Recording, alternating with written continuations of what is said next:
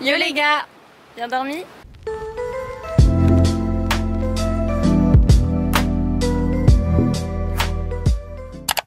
Alors aujourd'hui on est lundi, il est à peu près 20h30 et on a décidé d'aller faire une petite balade à Montmartre pour voir le coucher de soleil. Oui. Donc j'espère qu'on va arriver à l'heure parce qu'on a quand même un petit peu de trajet, mais je pense qu'en vrai ça devrait le faire. Parce que je suis déjà allée à Montmartre mais je n'ai jamais vu la Maison Rose de mes propres yeux. Je ne l'ai vue qu'en photo et j'aimerais bien la voir en vrai parce que ça a l'air super joli. Et puis bah voilà, petit train et on vous emmène avec nous comme d'habitude.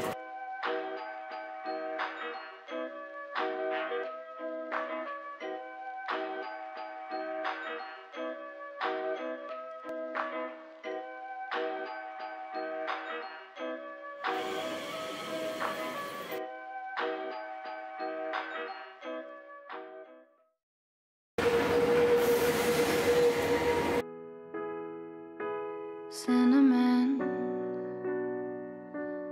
in my teeth. C'est joli hein. From your kiss, you touching me. All the pills that you take, violet, blue, green, red, to keep me at arm's length, don't work. You try to push me out, but I just find my way back in. Violet, blue, green, red, to keep me out, I win. There's things I wanna say to you, but I'll just let you live. Like if you hold me without hurting me, you'll be the first to ever did. There's things I wanna talk about, but better not to give. But if you hold me without hurting me, you'll be the first to ever did.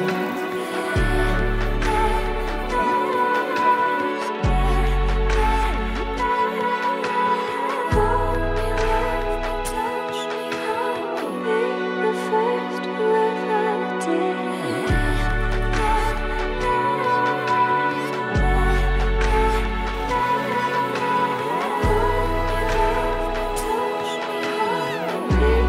first who ever did. Kerosene in my hands, you made me mad, on fire again. All the Là on est vraiment dans un mood de Poudlard. Il y a les chauves-souris, il y a les lumières, il y a les nuages, c'est trop beau.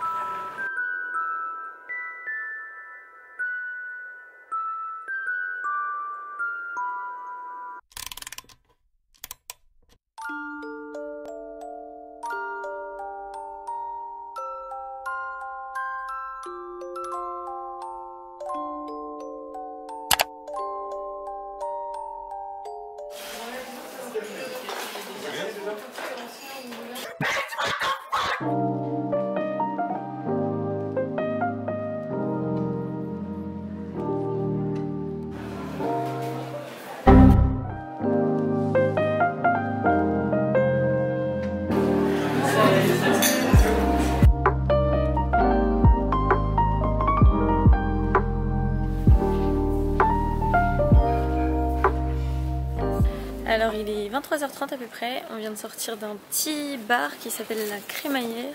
C'est ça. C'était très joli, décoré style Art Nouveau. Les serveurs étaient un peu atypiques dans leur comportement, mais il y en avait qui étaient vraiment très très gentils. Comment vivez-vous votre verre de jus à 6 €? Ça va. On se promène encore un petit peu dans Montmartre parce que c'est vraiment très sympa, mais c'est assez calme. Et on va essayer de trouver un spot pour voir la Tour Eiffel, puisque normalement à minuit elle devrait scintiller. Donc vous allez en bouffer de la Tour Eiffel dans les vlogs.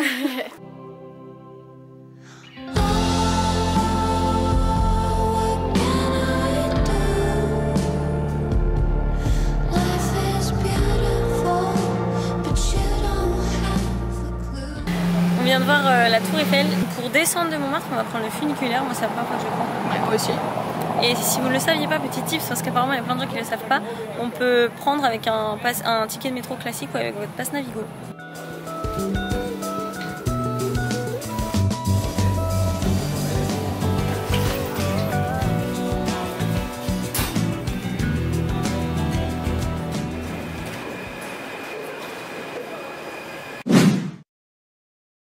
Enfin, on espère que ce vlog vous a plu. On espère que ce vlog vous a plu. Et à demain pour une nouvelle vidéo. Attends, je sais pas s'il y aura une autre vidéo. On espère que ce vlog vous a plu. Puis bonne soirée.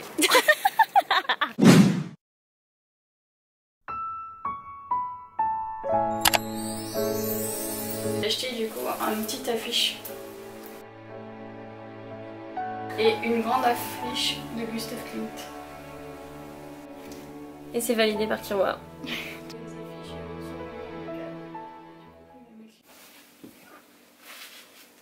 Non, non, non! Non, non!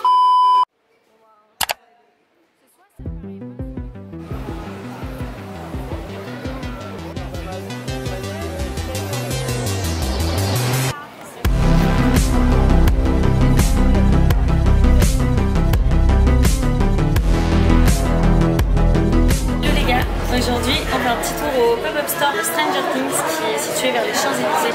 C'est super beau, c'est super cool. On est un peu broke donc on peut pas trop acheter grand chose, mais on vous met des plans.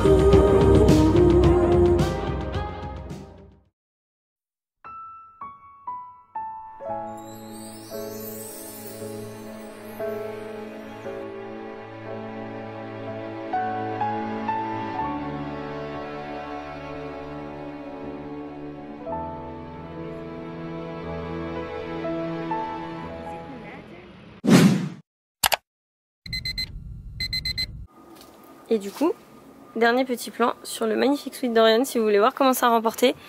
Sa taille assez petit au final. Parce que ça c'est du 2XL. Ouais, et pourtant c'est super bien coupé. Voilà, après si vous aimez porter oversize, du coup vous pouvez prendre plus grand sans problème. Et on voulait en profiter pour faire un petit récap de notre visite la veille au pop-up store de Stranger Things du coup. Parce qu'on n'a pas fermé le vlog. Non. On est parti, on n'avait plus de batterie, on l'a bien utilisé. Pour faire un petit retour, c'était super bien. Je sais pas jusqu'à quand ça doit rester. Je sais pas du tout. C'était super sympa, hein. Les décors sont très bien faits. Ah ouais. Les gens avaient l'air super contents pour les photos et tout ça. Vous avez même le téléphone de Joyce qui est sur un mur et qui sonne de temps en temps. Nous on n'a pas pu écouter ce que ça faisait, mais on a vu une fille répondre à la sonnerie, elle était comme ça. On a pu faire pas mal de photos parce que vraiment c'était très joli. Ouais. Après les articles, les prix sont pas donnés. Enfin c'est même cher. Et trop cher je pense parce que je doute que ce soit du made in France. À mon avis c'est du made in China. Et du coup il y avait quand même des suites dans les 60-80 €. Je pense que c'est possible d'acheter sur d'autres sites. Après il y avait des articles super sympas par contre. Ouais. Ça donnait vraiment envie d'acheter. Si on avait eu l'argent je pense qu'on n'aurait pas trop réfléchi au prix. Et je pense que c'est on le a but. été un peu bousculés quand même.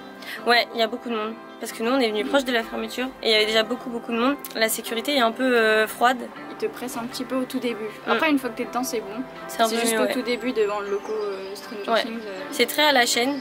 Après c'est sûr que ça doit être chiant à gérer pour eux mais il y a un petit manque de chaleur quand même dans la manière dont ils parlent. C'est ça. Mais voilà, c'était super bien. Et une note sur 10 du coup pour le pop-up store. En vrai je mets 10 parce que t'es pas obligé d'acheter pour passer un bon moment. Du coup le seul point négatif pour moi ça serait les prix. Après le fait d'avoir été un petit peu bousculé, enfin je peux le comprendre un peu. Du coup je pense que je mets quand même 10 parce que c'était quand même super impressionnant au niveau des décors. Et puis en plus vous avez les musiques des années 80 au fond. C'est vrai. Et les gens étaient contents, donc il y avait quand même une ambiance sympa. Et vous? Moi je mettrais 10 aussi. C'était très beau, très bonne ambiance. Dans la même journée, on est retourné au musée des arts décoratifs puisqu'on avait des plans à refilmer que vous avez pu voir dans le premier vlog qu'on y allait pour la collection Shocking de Schiaparelli. Sauf qu'on avait des petits problèmes d'ISO sur la caméra, donc on y allait pour refilmer quelques plans d'ambiance pour que vous puissiez voir correctement parce que c'était vraiment très joli, donc on avait envie quand même que vous puissiez en profiter aussi. Et du coup quand on est arrivé, on a vu qu'en face il y avait des mannequins, les bustes avec plein de robes style haute couture dessus. C'est ça, et du coup il y avait plein de gens autour et tout, mais ça ressemblait plus à du staff et tout, donc je me suis demandé qu'est-ce que c'est et je voulais y aller après l'exposition. Et au final on a vu qu'on pouvait pas y accéder, c'était pour une bonne raison. On a remarqué que c'était un lieu de tournage pour Emily in Paris, parce qu'en grand derrière il y avait un panneau avec écrit Pierre Cadault, qui est le couturier dans Emily in Paris. Et si Oriane n'avait pas vu, n'avait pas reconnu, moi je pense que j'aurais pas capté, j'avais pas retenu le nom du tout. Donc heureusement que t'as vu.